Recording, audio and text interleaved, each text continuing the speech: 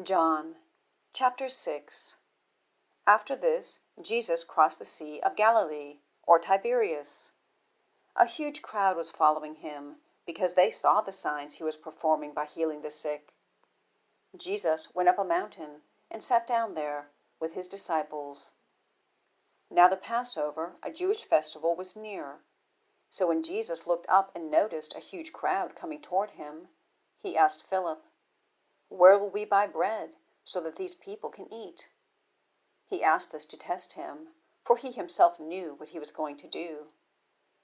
Philip answered him, 200 denarii worth of bread wouldn't be enough for each of them to have a little. One of his disciples, Andrew, Simon Peter's brother, said to him, "There's a boy here who has 5 barley loaves and 2 fish, but what are they for so many?" Jesus said, "Have the people sit down." There was plenty of grass in that place, so they sat down. The men numbered about 5,000. Then Jesus took the loaves, and after giving thanks, he distributed them to those who were seated. So also with the fish, as much as they wanted. When they were full, he told his disciples, "Collect the leftovers, so that nothing is wasted." So they collected them and filled 12 baskets with the pieces from the 5 barley loaves that were left over by those who had eaten. When the people saw the sign he had done, they said, "This truly is the prophet who is to come into the world." Therefore, when Jesus realized that they were about to come and take him by force to make him king, he withdrew again to the mountain by himself. When evening came, his disciples went down to the sea, got into a boat, and started across the sea to Capernaum. Darkness had already set in, but Jesus had not yet come to them. A high wind arose, and the sea began to churn. After they had rowed about 3 or 4 miles, they saw Jesus walking on the sea. He was coming near the boat, and they were afraid. But he said to them, "It is I. Don't be afraid." Then they were willing to take him on board, and at once the boat was at the shore where they were heading. The next day, the crowd that had stayed on the other side of the sea saw there had been only one boat. They also saw that Jesus had not boarded the boat with his disciples, but that his disciples had gone off alone. Some boats from Tiberias came near the place where they had eaten the bread after the Lord had given thanks. When the crowd saw that neither Jesus nor his disciples were there, they got into the boats and went to Capernaum looking for Jesus.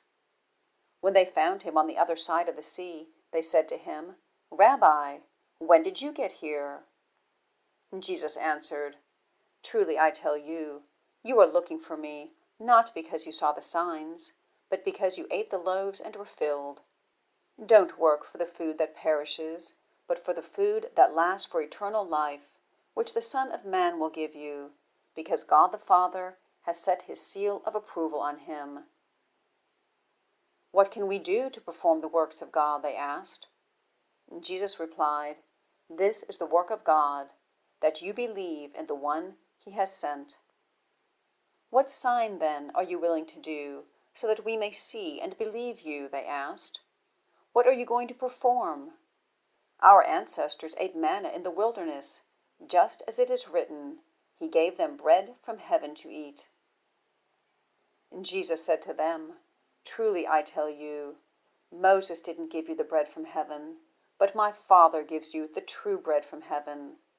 For the bread of God is the one who comes down from heaven and gives life to the world." Then they said, "Sir, give us this bread always." "I am the bread of life," Jesus told them. "No one who comes to me will ever be hungry, and no one who believes in me will ever be thirsty again.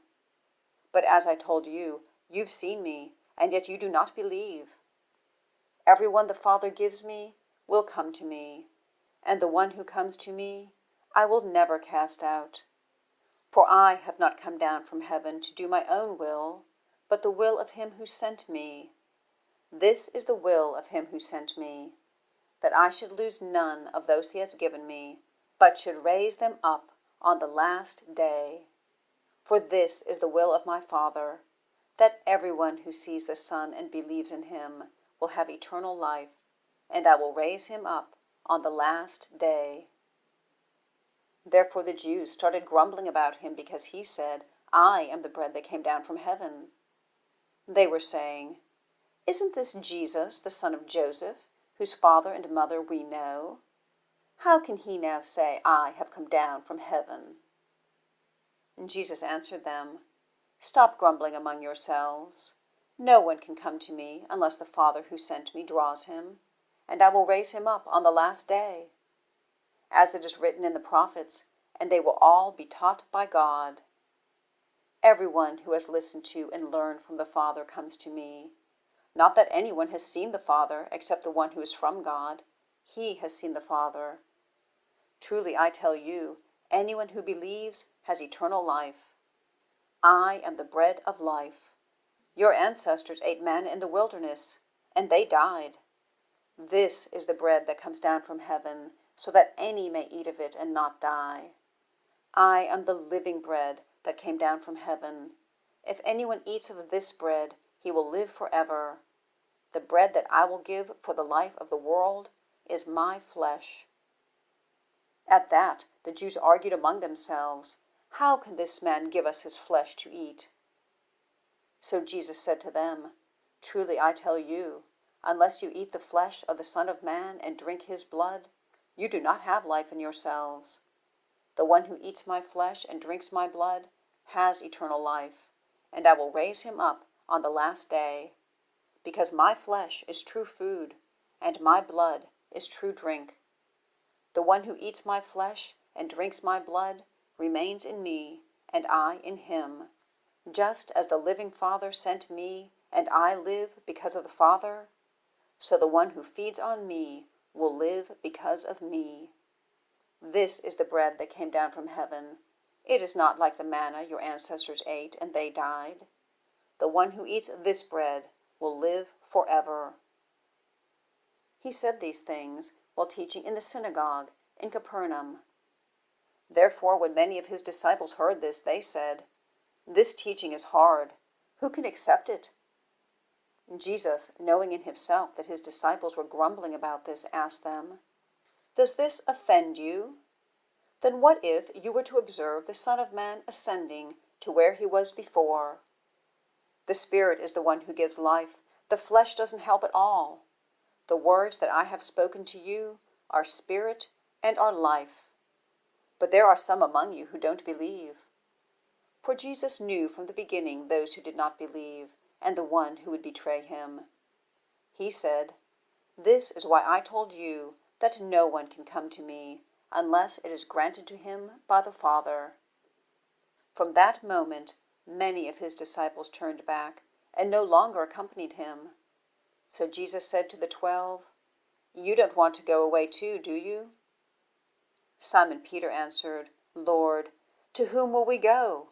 You have the words of eternal life. We have come to believe and know that you are the Holy One of God." Jesus replied to them, "Didn't I choose you, the 12? Yet one of you is a devil." He was referring to Judas, Simon Iscariot's son, one of the 12, because he was going to betray him.